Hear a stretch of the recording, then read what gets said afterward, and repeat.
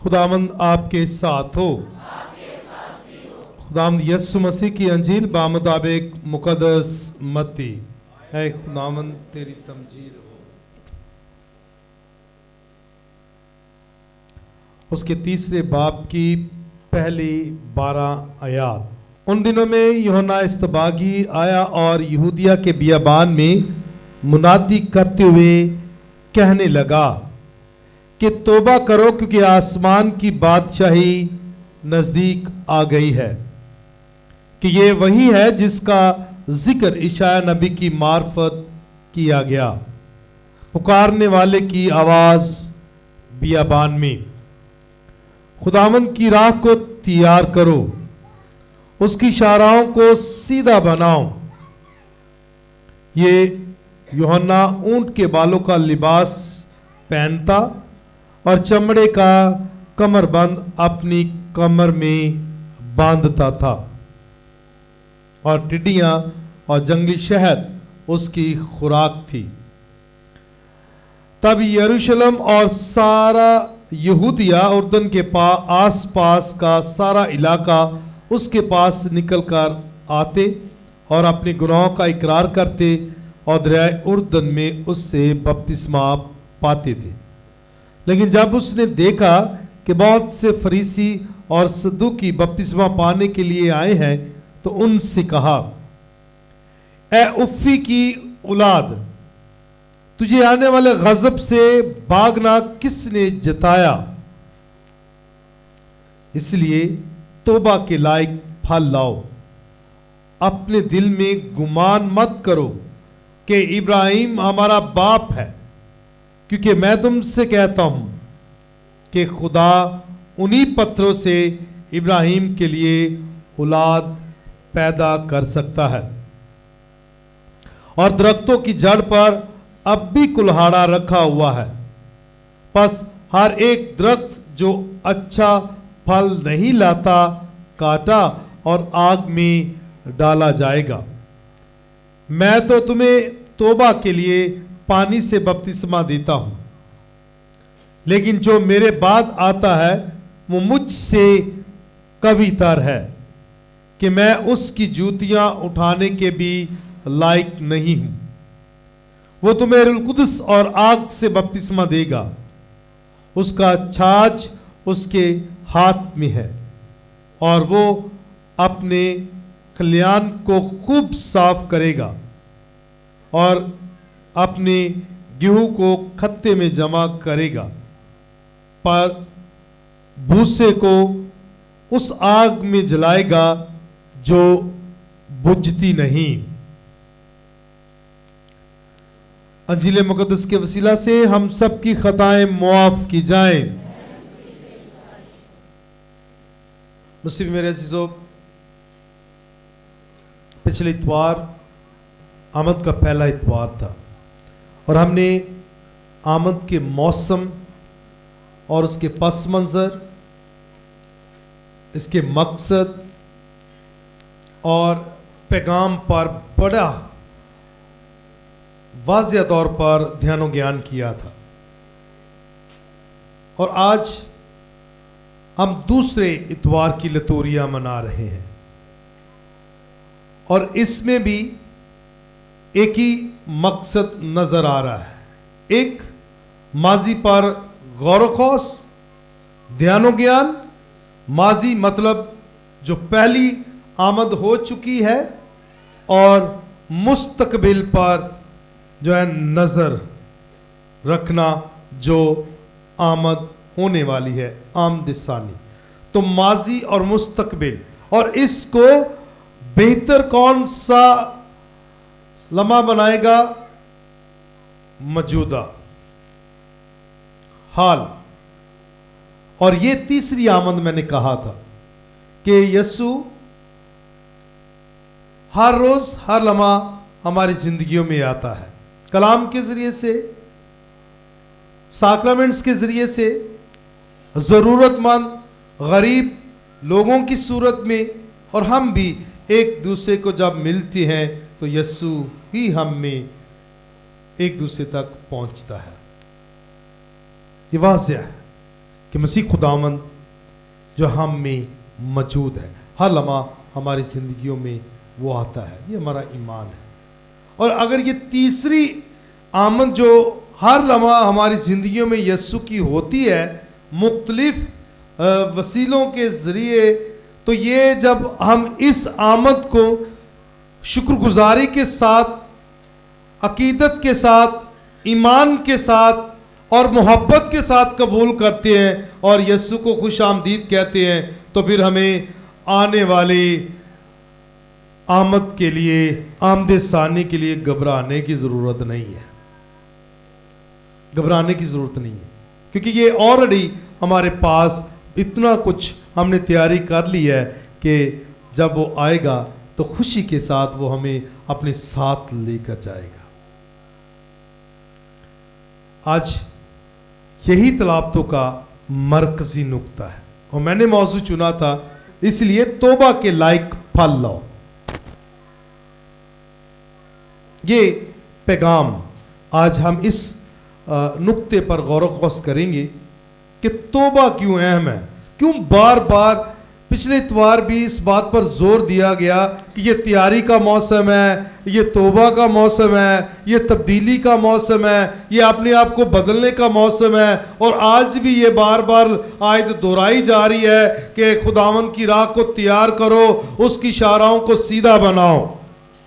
ये बार बार अल्फाज दोहराए जाते हैं। और मसीह खुदावंद ने भी जब अपनी अलानिया ज़िंदगी का आगाज़ किया तो उसने भी यही कहा, तौबा करो और अंजील पर ईमान लाओ। और उसी बात को आज यूहन्ना इस्तबागी भी मसीह खुदावंद से पहले दोहराता है, ये कहते हुए, तौबा करो क्योंकि आसमान की बादशाहत नज़दीक है, करीब है, करीब आ गई है। ये तौबा, बार बार तौबा, क्योंकि ये अहम नुक्ता है। खुदा के साथ रिश्ता जोड़ने के लिए तौबा एक अहम नुक्ता है। इसको हम नजरअंदाज नहीं कर सकते, क्योंकि खुदा ने जब मंसूबा निजात बनाया था तो वो भी इसी बुनियाद पर था कि मैं तेरी नस्ल में जरूर आऊंगा और निजात बख्शूंगा।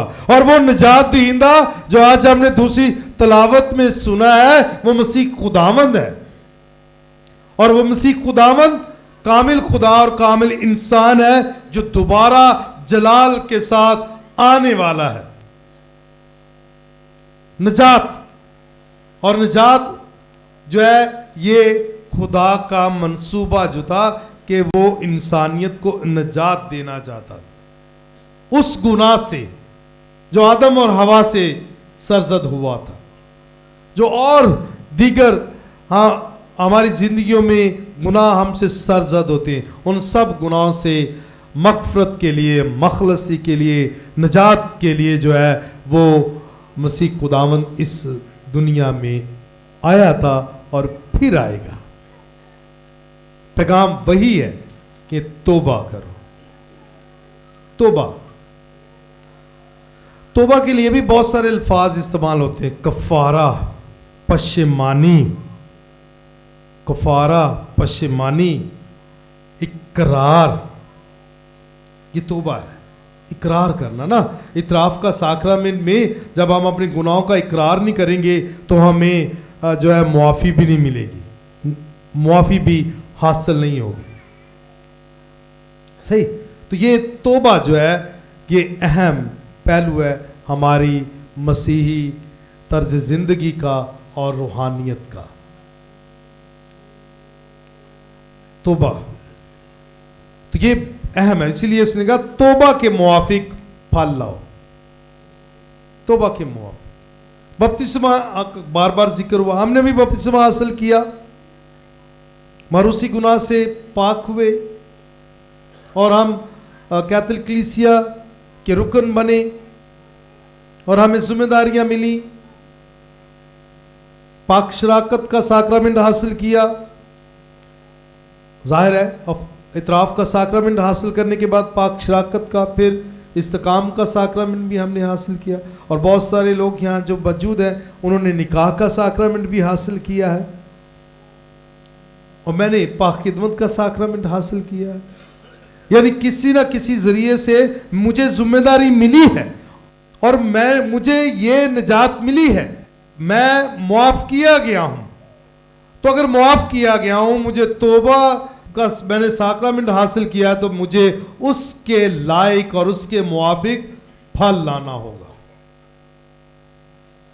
और वो फल जो है वो नेकी है, वही मोहब्बत है, वही अमन है, वही जो है प्यार मोहब्बत और इत्तेहाद और माफी है। यही हमें निजात दिलाएगी। इसलिए आखिरत की बात की जा रही है, आमद सानी की बात की जा रही है। तो आमद सानी में अगर तौबा नहीं हुई, अगर तौबा के मुआफिक या लायक फल नहीं लाया गया, तो वो आखिरत में क्या होगा, वो आज इशाया नबी भी बयान करता है कि आखिरत में जो है वो इंसाफ होगा। जैसे आज मरकजी आयत भी यही है, वो शरीरों का इंसाफ अदल से करेगा। शरीरों का इंसाफ, गुनहगारों का इंसाफ, हर एक शख्स का इंसाफ जो है वो अदल से करेगा। यानी कि कोई भी उस वक्त मौका नहीं किसी को दिया जाएगा, क्योंकि अभी मौका मिला है तौबा का, तब्दीली का, अपने आप को रूहानी तौर पर बेदार करने का, अपने आप को बदलने का, अपनी रवैयों को बदलने का, अपने मजाज को बदलने का, अपनी जिंदगी को बदलने का। ये अभी मौका मिला है, लेकिन जब वक्त आ पहुंचेगा तो कोई मौका नहीं दिया जाएगा, कोई मौका नहीं दिया जाएगा। वक्त अभी है बदलने का, वक्त अभी है तब्दील होने का। मौजूदा अब भी जो हम करेंगे, अब जो जिएंगे, उसी का फजल हमें मिलेगा। यूहन्ना इस्तबागी जोर देकर कहता है कि तौबा के लायक फल लाओ, तौबा के लायक फल लाओ। बड़े सख्त अल्फाज हैं उसके। उफ़ी की औलाद उसने कहकर भेजा, जो इंसानियत को दबाते हैं, इंसानियत को और खुदा की शरीयत को और अहकामात को कबूल नहीं करते और उसके बरखिलाफ जाते हैं। तो वो उन्हें कहता कि तुम्हें किसने जिता दिया है, तुम्हें किसने कह दिया कि तुम भी आकर तौबा करो, किसने सिखा दिया तुझे।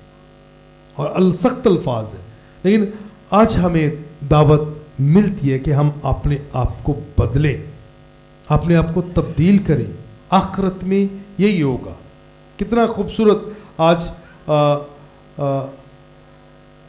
पैसेज आज हमारे सामने रखा गया, जो यूहन्ना इस्तबागी ने बयान किया है। उसने क्या कहा कि मैं तो तुम्हें पानी से बपतिस्मा देता हूं, लेकिन मेरे बाद जो आएगा वो तुम्हें रूह कुदस और आग से बपतिस्मा देगा। तो हमने किसका बपतिस्मा पाया है? यीशु के नाम का। और यीशु के नाम का बपतिस्मा यानी कि बाप, बेटे और रूह कुदस के नाम से हमें यह बपतिस्मा मिल चुका है। तो फिर उसने क्या कहा? उसका छाज उसके हाथ में है,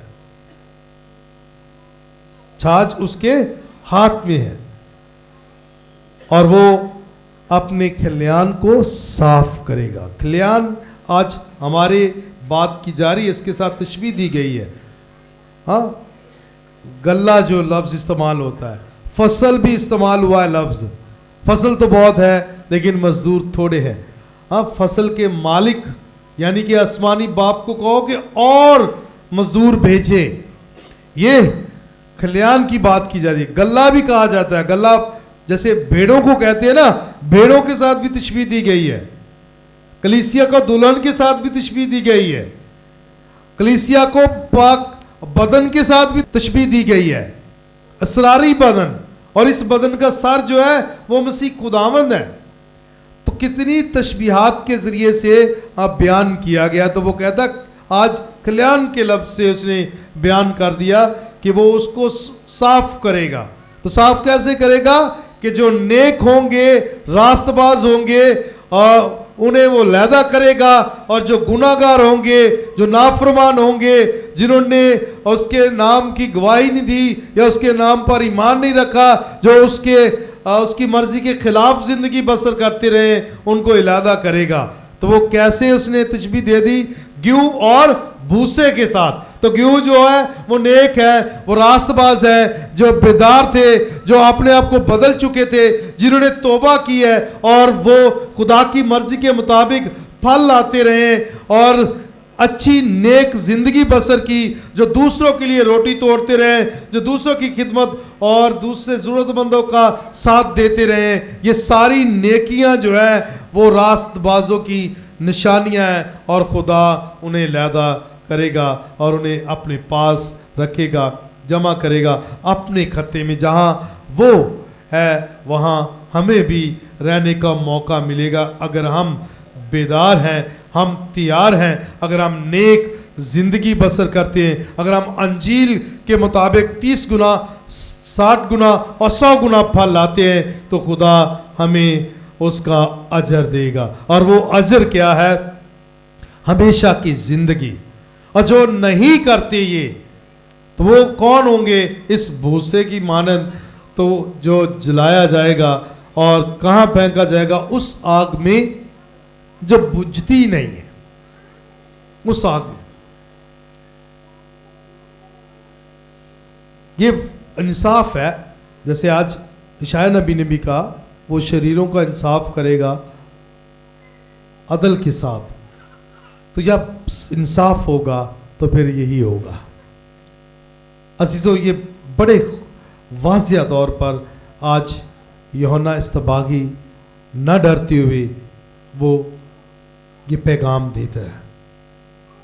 आने वाले इतवार को हम पहली आमद पर गौर व खौस करेंगे और उसके साथ साथ आगे हम यस्सु की के जन्मदिन को, क्रिसमस को मनाएंगे।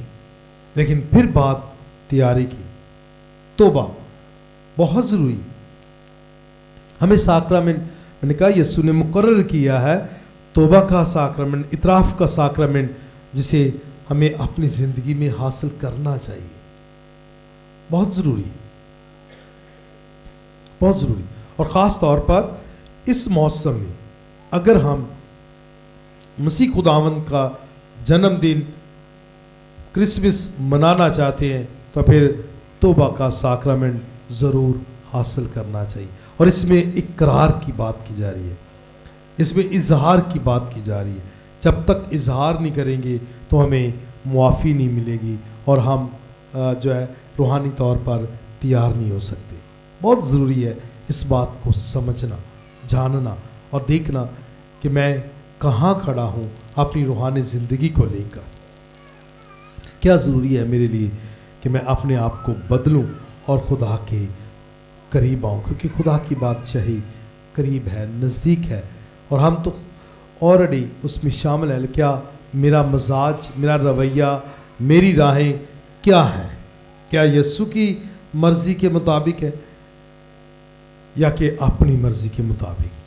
मेरे लिए अहम क्या है, खुदा की मर्ज़ी या इस दुनिया की ऐशो इशरत? क्या सोचना है, गौर व खौस करना है। तो इतराफ़ का साक्रामेंट हासिल करें जहाँ भी मौका मिले। लेकिन हमने क्योंकि मुक़द्दस घंटे की इबादत करते हैं, तो इस जुमे को हमारे इसी इलाके में महीने का दूसरा जुमा जो है, इसी इलाके में हम जो है मुक़द्दस घंटे की इबादत करेंगे और उसी दौरान काहिन जो है वो इतराफ़ का साक्रामेंट भी जो है वो देगा।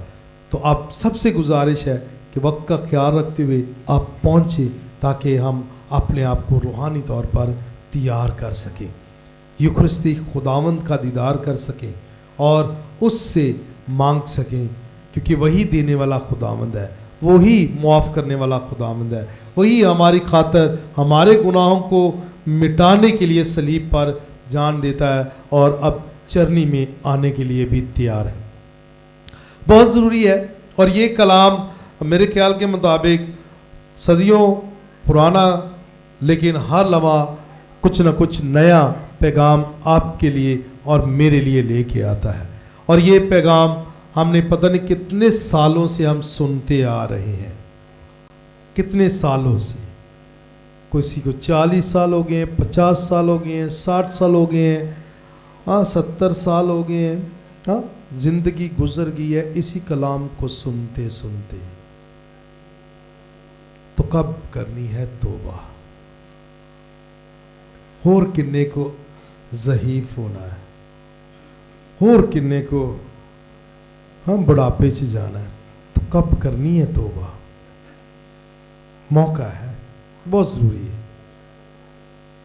है। थोड़ी सी घरेलू कहानी, लेकिन आज के कलाम के मुताबिक, मेरे ख्याल के मुताबिक बड़ी अच्छी, कि हम देखें कि आज पिछले इतवार भी एक ख़ानदान ने शमा रोशन की, आज भी एक ख़ानदान ने शमा रोशन की, क्योंकि हमने ख़ानदानी ज़िंदगी को सिर्फ मुतहर्रक करने के लिए, उनको चर्च के ज़्यादा से ज़्यादा करीब लाने के लिए इस छोटे से अमल का आगाज़ किया कि हम ऐसे ख़ानदानों की तरबियत कर सकते हैं कि वो आगे आएँ और अपनी ज़िम्मेदारी लें। ये सिर्फ शमा जलाना ही नहीं है, बल्कि इस शमा को अपने ख़ानदानों में जलाए रखना है, ख़ानदान के एक एक फ़र्द के दिल में जगानी है।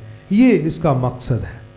ख़ानदान को बुलाने का मकसद सब ख़ानदानों की नुमाइंदगी करते हुए कि इस शमा को आपने अपने घर में जलाना है और अपने बच्चों की ज़िंदगियों में जलाना है, ताकि वो उस हकीकी नूर की किरणें बनकर चमकें कि हर एक शख्स जाने की दर हकीकत यही जो है यीशु के पैरोकार है। तो एक ख़ानदान में दोनों मियाँ बीवी एक दूसरे से नाराज़ हो जाते हैं। सही?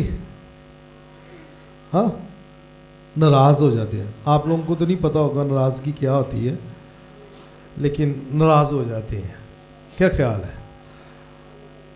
वो बोलना छोड़ देते हैं एक दूसरे के साथ। एक दिन गुजरता है, 2 दिन गुजरते हैं,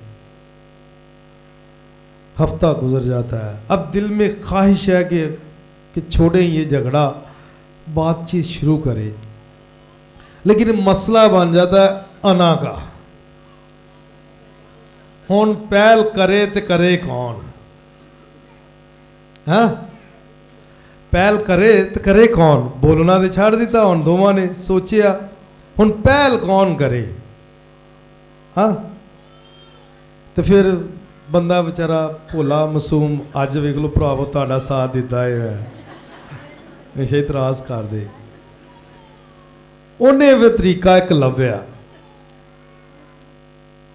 ये नहीं कि वो जोगिया है, वो बड़ा सियाना है। एवें मैं खुश किया उन्होंने कि अगली गल करनी सी। मैं क्या हुआ कि वो किचन में गया गुस्से से, खाना पकान नहीं, बर्तन वड्डे वड्डे कट के ते चुक चुक के थले सुटदा सी। बड़ा साउंड दे नहीं, हुण तोड़न नहीं सी रहा बर्तन, क्योंकि उन्होंने पता ही बाद मैंने ही खरीद के लियाने पैने हैं। तो वो बर्तन फेंक रहा था, ऊंची ऊंची आवाज़ निगाह दे रहा। तो उसकी बीवी बड़े गुस्से से अंदर गई। पहले तो बर्दाश्त कर दी रही कि उन लगा रहो, लगा है तो मैं की करा। तो जब बहुत ही शोर हो गया ना घर में, तो फिर वो चली गई।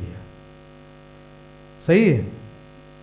तो गुस्से से जाके उसको कहती है, तुम क्या सुनना चाहते हो? गुस्से दे नाल हुन की सुनना चाहना है? उन्हें के बस ऐहो ही आवाज। अच्छा, ये मजाक के लिए नहीं है, ये साफ लफ्ज़ों में मैं जिस तरह मैंने इसको सोचा कि आवाज़ दोनों का दिल कर रहा था बातचीत करने को, लेकिन अना का मसला बन गया। सही?